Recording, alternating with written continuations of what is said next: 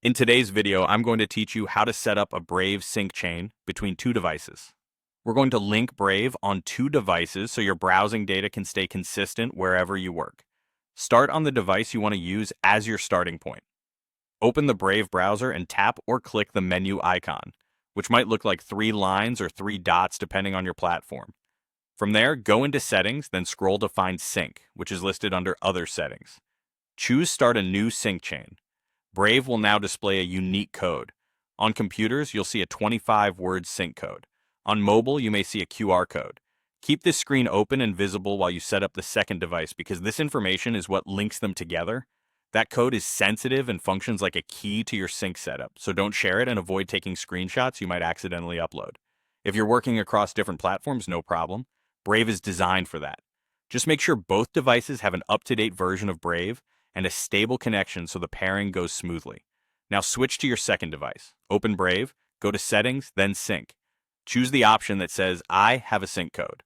When prompted, enter the same 25-word code shown on your first device. Type each word carefully in the exact order, using single spaces and the spelling shown.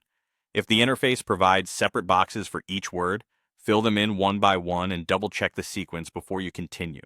If both devices are computers, copying and pasting the words can reduce typos, but be mindful of extra spaces.